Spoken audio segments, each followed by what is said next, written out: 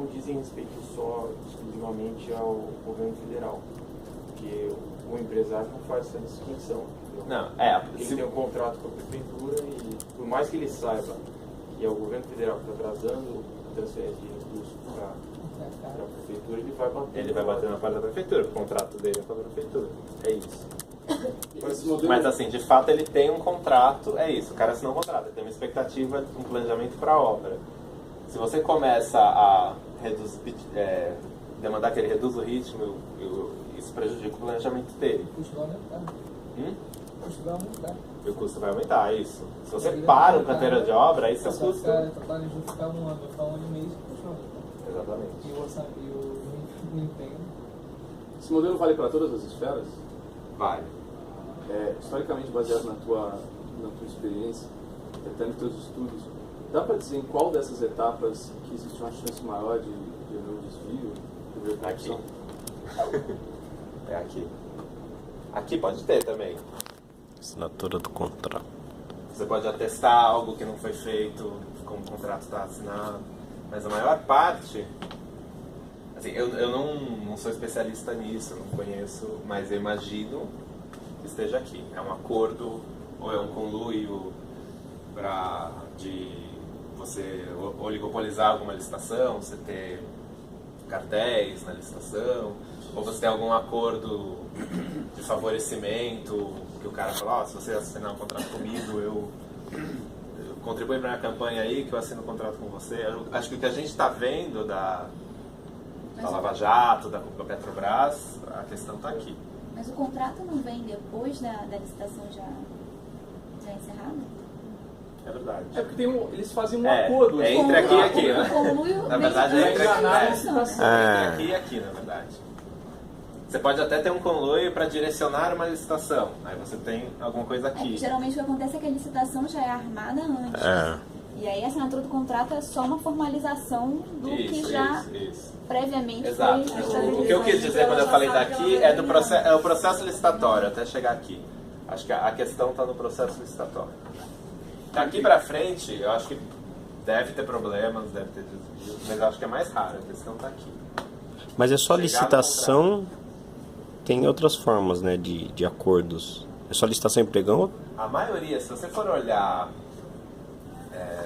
esses casos todos que estão denunciados na Lava Jato, envolvem licitações de livros altos. Os valores são vultuosos. É muito difícil você olhar para uma licitação. Deve ter pouquíssimas pessoas no país que conseguem olhar e detectar o que está superfaturado, o que não está. Porque uma obra de construção de uma sonda num outro país, aquela coisa... Agora, o empenho já sai do CNPJ, né? Sim. Então, em tese, já sabe qual a empresa que vai ser. Isso, o empenho, na verdade, aqui é depois da homologação, né? Homologou a licitação, é que está simplificado aqui. Fiz a licitação, contratei, peguei o lance mais competitivo, essa empresa é vencedora, aí tem a homologação, que é o processo de ver se todo o processo foi de acordo com as regras. A partir do momento que você homologa, aí você vai empenhar. Por que existe essa etapa? Eu queria entender melhor por que dentro da burocracia você tem que fazer um empenho antes da liquidação. Porque senão você não consegue planejar a execução do orçamento. Imagina assim, você tem uma dotação de obras de 100 milhões de reais na sua secretaria. Se você não reserva quanto você vai usar para cada obra, você começa a liquidar, é muito fácil perder o controle. Isso aqui é uma forma de você falar, não, dos meus 100 milhões, 20 milhões para essa obra, 30 milhões para aquela, 40 milhões para essa. O empenho ele te delimita. Mas eu estou perguntando isso porque depois quando a gente for falar de restos a pagar, isso vai ser importante. Sim. Acho que porque nem tudo que está empenhado é executado, né? Não. Por causa de problemas aqui. Porque entre essas medições, principalmente quando é obra, quando é serviços, os nossos déficits de execução no Brasil não estão em serviços, isso aí vai. A maior parte das coisas está em obras, né? Porque aí as obras em geral, quando você vai para a execução delas, elas são muito mais complexas, elas estão sujeitas a esses problemas de disponibilidade de caixa, e aí os ritmos vão vão se perdendo em relação ao que estava inicialmente planejado, você vai entrando no problema. Aí o problema dos atrasos em geral está aqui, e da dificuldade de execução. E quanto tempo demora mais ou menos esse fluxo? Lógico que depende. Depende mas, para assim, casa. Depende do quê? a parte que mais demorada, vamos dizer assim. A parte... É que assim, cara, são tantas variáveis, porque aqui, na licitação, de repente pode entrar, você tá lá, o edital de licitação normalmente fala de 3 meses para uma obra, para alguma coisa mais complexa. Para um computador, um pregão eletrônico é mais rápido, mas para uma coisa mais complexa, algo como 3 meses. Mas aí pode ter recurso de alguma empresa, o Tribunal de Contas pode questionar por que você está exigindo determinada especificação na sua obra, e aí ele suspende a licitação. Tem 1 milhão de coisas que podem acontecer. Então, é difícil. 3 meses é a referência. Quando tudo dá certo, para uma coisa mais complexa, mais ou menos uns 3 meses. Para você chegar, você sair daqui para chegar aqui. Essa aqui tem sido bem rigoroso. Onde que entra a inspeção dos tribunais de contas? Em todas as etapas. Todas.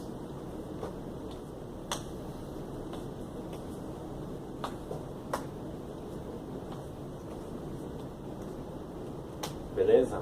Alguma dúvida desse esquema? Essa reserva é feita de uma estimativa do que vai ser o valor das reservas estimativas.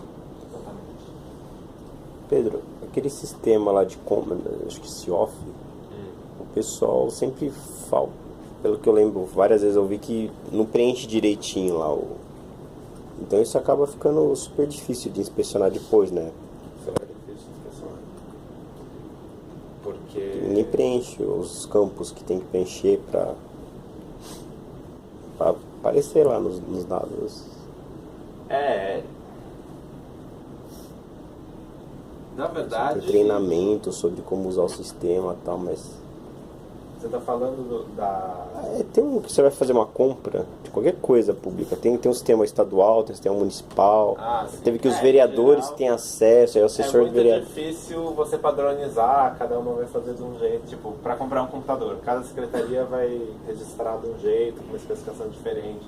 É muito difícil comparar esses dados para eles... você conseguir analisar eles como Big Data, assim, como uma coisa... raspável, sei lá, com categorias e tal, é muito difícil. Porque... Então, eu não consigo, por exemplo, comparar a compra de um computador com uma especificação bem restrita em diferentes órgãos. Assim, eu quero saber quanto custa um Mac igual a esse, por quanto cada órgão comprou, e aí ver a variação de preço paga. Eu acho que sim. Eu consigo. Acho que isso consegue. Mas aí você teria que ter a sorte de vários órgãos terem comprado o mesmo. Porque tem coisas que você consegue, assim, você sabe que é comprado com diferentes órgãos. Sim. Na prefeitura é muito descentralizado o sistema de compra. Quer dizer que cada unidade tem muita autonomia para definir o que vai comprar e fazer suas próprias especificações, enfim. Eu acho que no governo federal e estadual a coisa é mais centralizada. Você tem estruturas, tipo o Ministério do Planejamento, a Secretaria de Planejamento, que definem especificações padrão, e os outros órgãos aderem a atas de registro de preço que é uma outra forma de fazer compras, desse órgão central, e aí tem mais gente comprando a mesma coisa, e aí todo mundo vai comprar pelo mesmo preço, que é um preço definido centralmente. Aí você tem vários modelos de organização de compras públicas, mas não é exatamente uma especialidade. Então... Mas eu acho que dá, eu acho que tem portais para ver essas coisas específicas de compras. Sim, só que Não, isso eu até estava conversando com a CGM, porque tem 3 sistemas, se eu não me engano. A gente está pensando em fazer uma forma de unificar esses sistemas, é uma da ideia da CGM, com a Fernanda. Mas ainda não tem esse padrão. Assim.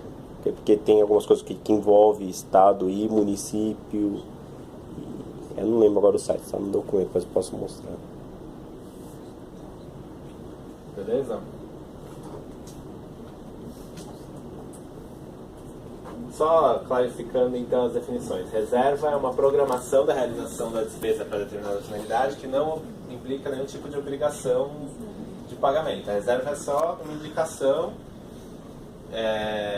para ajudar no planejamento, para você organizar seu orçamento antes de fazer os empenhos, que aí sim cria uma obrigação de pagamento, né, dentro dos limites do crédito concedido, que aí depois vai ser verificada na liquidação. Então, a liquidação é uma verificação que tem por fim ver se a origem e o objetivo do que se deve pagar se foi cumprido, qual é o valor exato e a quem se deve pagar. E aí, a partir da liquidação, a obrigação é extinta. Beleza? Restos a pagar. Como é que funcionam os restos a pagar? Volta aqui. Beleza. O que é um restos a pagar? Seguinte, estamos em 2015, chegando no fim do ano, certo? Você tem lá uma série de despesas empenhadas, contratos assinados para obras, serviços, que vão chegar, que, assim, até o final do ano devem ser executados. Só que qual que é o problema? Esses processos, eles podem demorar uma semana, 2 semanas, se for uma obra, que é uma coisa mais complexa, você vai testar até que ponto a fundação da estrutura está de acordo com o que estava no contrato. Pode levar 1 mês, pode levar 2 meses.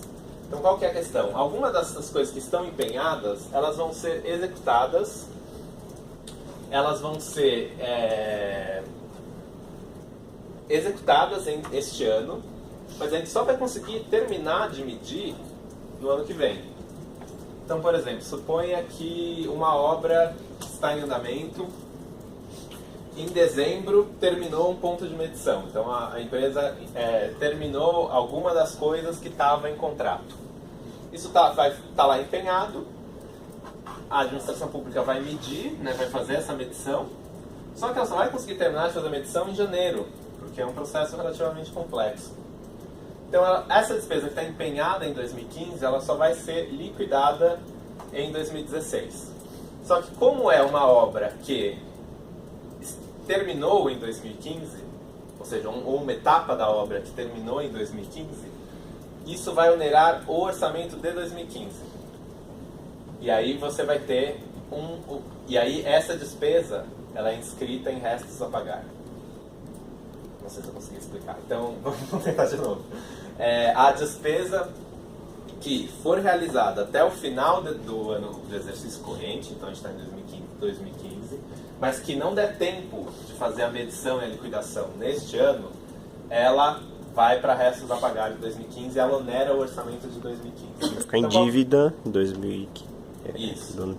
Então, você supõe essa obra, vamos fazer um exemplo mais simplificado, é a construção de uma creche, que terminou em dezembro. Dezembro foi a última medição, terminou, a construtora entregou, só que ela entregou no dia 2 de dezembro. A medição, para a gente ver se a creche que está entregue está de acordo com o que estava no contrato, ela demora 1 mês. Eu só vou terminar de medir isso no dia 15 de janeiro. Quando eu for liquidar, a gente já vai estar no orçamento de 2016. Orçamento de 2015, lembra? Os créditos orçamentários se extinguem com o fim do exercício. Só que a obra foi feita em 2015. Então não faria sentido essa despesa onerar o orçamento de 2016. Por isso que ela fica como restos a pagar. Então ela vai ser liquidada em 2016 e paga em 2016, onerando o orçamento de 2015. Então qual que é a consequência disso? Quando a gente vira o ano, uma série de... Quando a gente pegar a prestação de contas de um orçamento no dia 31/12 de 2015, a gente vai ver que tem uma série de despesas empenhadas e não liquidadas nem pagas. São essas as despesas que foram inscritas em resto a pagar. Esse resto a pagar está previsto no orçamento de 2016, é isso? Não. Ele fica como uma despesa empenhada não paga do orçamento de 2015.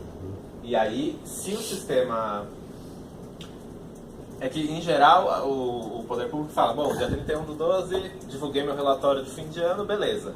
Mas se o sistema continuasse atualizando esse relatório de fim de ano, você ia ver que, aos poucos, essas despesas que estavam empenhadas no dia 31/12, que não estavam pagas, vão sendo liquidadas e pagas com o passar do tempo. Você falou que era um pouco obscuro a questão do resto a pagar, o que é? Por causa disso, porque o relatório fecha no dia 31/12. Você vai ter lá um relatório bonitinho com tudo que está empenhado, pago no dia 31/12 de dezembro. A partir daí, o governo começa a divulgar relatórios de 2016. Só que ainda tem coisa sendo executada no orçamento de 2015. Executado não. Quando Pago. fala executado é liquidado, tá? Tá, é. Executado é sinônimo de... Porque já foi entregue para Já ser foi pago. empenhado. Isso, está sendo liquidado e pago ao longo do... Em geral, o resto a pagar, assim, na prefeitura tem um prazo, no máximo até fevereiro. No governo federal eu sei que os restos a pagar ficam mais tempo. Qual é o ponto? Tudo que é empenhado é liquidado no orçamento do ano que foi empenhado, em que ponto que... Tudo que é empenhado em 2015 tem que ser liquidado no orçamento de 2015. Então, qual que é a ideia? Chegamos no início de dezembro, em geral tem a fase do cancelamento dos empenhos. Chegamos em início de dezembro, a Secretaria de Finanças ou o Ministério do Planejamento vai virar a autoridade e falar, olha, legal, vocês estão com um monte de despesas empenhadas, tal, vocês vão liquidar mesmo tudo? Cancelem o que vocês não forem liquidar. E aí, em geral, tem um cancelamento de empenhos do que você já sabe que não vai conseguir realizar ao longo do ano. Cancelar para abrir um novo no orçamento de 2016. Não, por exemplo, eu estou fazendo minha creche. Minha creche está lá empenhada, eu tenho um contrato. Só que atrasou porque não saiu o licenciamento ambiental, vai. Ou porque teve um problema, uma ocupação, sei lá, qualquer motivo, não saiu a creche, ela está lá empenhada. Eu estou vendo, eu, Secretaria de Educação, estou vendo, putz, essa creche não vai sair esse ano, não vai terminar esse ano. Então eu vou cancelar esse empenho. A Secretaria de Finanças cancelem todos os empenhos que não vão ser liquidados. Tinha começado a obra, eles já estavam lá fazendo. Suponha que já tinha começado. Estava meia creche. Então eu fiz a primeira medição. Paguei em novembro, fiz a primeira medição. Aí começa a segunda. A empreiteira continua. Aí, sei lá, faltou água. E aí ela não vai conseguir terminar para ser medido até... para ela entregar para a prefeitura até o final de dezembro. Aí você cancela o empenho. Quando vem no orçamento de 2016, você faz um novo empenho. E daí fica parado. Não, pode continuar. Tem um contrato. Mas aí para a empresa continua a garantia dela igual? Ela vai continuar, não aumenta o risco dela? Aumenta. Ela pode falar, então eu não vou acabar essa obra e deixar a creche. Poderia. Mas ela tem um contrato, ela ainda pode... O contrato, a licitação, ela prevê a entrega, né? Ela não prevê o início. É isso, né? Tipo, a licitação, ela só se conclui muito que entrega. Tipo, se teve algum problema, o problema é seu. Isso. Existe, tem como ponderar o empenho cancelado, por exemplo, agora, e o empenho cancelado mesmo antes do início, sabe? Cancela o que você não vai fazer. Tem como a gente ponderar isso? Não tem como ver isso em nenhuma base de dados. Tem essa diferença. Tem empenhos que são cancelados de coisas que estão em andamento para serem empenhadas no ano que vem, porque você não vai conseguir... Eles simplesmente não vão ser feitos. E tem coisas que simplesmente não vão ser feitas, mas é difícil você olhar alguma base de dados e ver isso. Pedro, quando o governo inaugura uma obra que não foi concluída, ele está inaugurando sem nem ter concluído a medição ainda, é isso? Pode ser. Pode acontecer. E aí, para fins de resultado primário, o empenho se está empenhado, é uma despesa. É uma despesa. Por isso que, eu acho que principalmente no governo federal, você vai ser muito rigoroso com o que você deixa empenhado. Você provavelmente só vai deixar empenhado o que você realmente tem a expectativa que vai ser realizado até o fim do ano. Porque vai comprometer seu primário. Eu acho que para o primário só vale o que é pago, na verdade.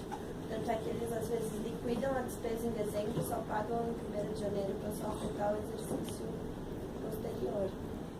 Eu acho que o primário não é competência. Não é empenho? O nominal é empenho, né? Talvez o nominal seja, acho que o primário é o que você paga efetivamente. Porque eles fazem muito isso, de liquidar, tipo, dia 30 e aí paga só dia 1º e fica a despesa para o ano seguinte. É estranho, né? Porque o primário é uma visão orçamentária, é suas receitas e gastos no ano. Não, é uma baita crítica que eles fazem, que não é justamente por isso você pode ter pedalada, né? Não é competência, é caixa. Então, não necessariamente o que você deveria pagar em dezembro, você vai pagar em dezembro. Eu não sei, eu achava que era a competência.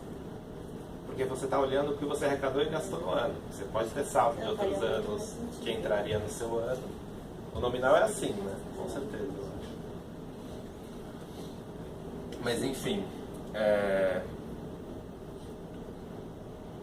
Então, é isso. Você fica então com uma série de despesas empenhadas que vão sendo liquidadas ao longo do tempo. Aí, agora você... que mais? Acho que deu para entender essa questão dos restos a pagar? Volta lá no slide, deixa eu ver se eu esqueci de falar alguma coisa. Isso. E aí é isso. Em geral, os governos, quando eles estão falando do que eles investiram no ano, etc., a gente usa o empenhado. Por quê? Porque é uma forma de mostrar o regime de competência e não o regime de caixa. Mas aí não é mais frágil a possibilidade de cancelamento de empenho? Quando você fala assim, executou que é mais provável, é isso, quando você chega no dia 31 de dezembro, é mais provável que o que está empenhado seja executado, seja liquidado eventualmente, do que não seja, entendeu? Por isso que em geral usa o empenhado. O que está empenhado no dia 31 do 12 é muito provável que seja executado.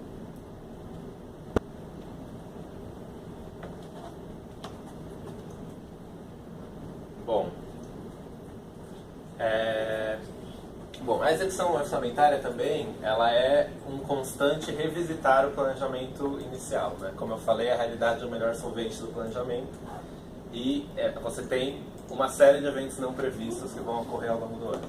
Então, a lei orçamentária ela estabelece regras que permitem você readequar o orçamento, ou o orçamento aprovado ou o ritmo da execução inicialmente previsto. Então, quando você está alterando o ritmo da execução orçamentária, ou o que vai ser executado, sem mexer na distribuição das dotações, está falando de contingenciamento. Então, quando você quer segurar gastos, a gente está falando de contingenciamento orçamentário. Eu falei para vocês de um dos instrumentos do contingenciamento, que é o recolhimento de cotas, ou a redistribuição de cotas. Né? Você jogar as cotas mais para frente no ano e ir segurando os gastos. Isso é uma outra forma. A outra é congelamento, em que você tem uma dotação aprovada, ela está lá no seu orçamento, mas o órgão central de planejamento diz, esta dotação, até determinado valor dela, está congelada. E aí, a partir do momento que está congelado, nenhuma unidade orçamentária pode nem fazer a reserva, nem fazer o empenho, então ela não consegue dar início àquele ciclo de realização da despesa que a gente mostrou. Então, esses são os dois instrumentos de contingenciamento orçamentário. E o remanejamento orçamentário, como é que funciona? Remanejamento orçamentário, ou suplementação orçamentária, ou crédito suplementar, é quando o governo, é um ato do executivo, então é o poder executivo que faz, que transfere valores de uma dotação para outra.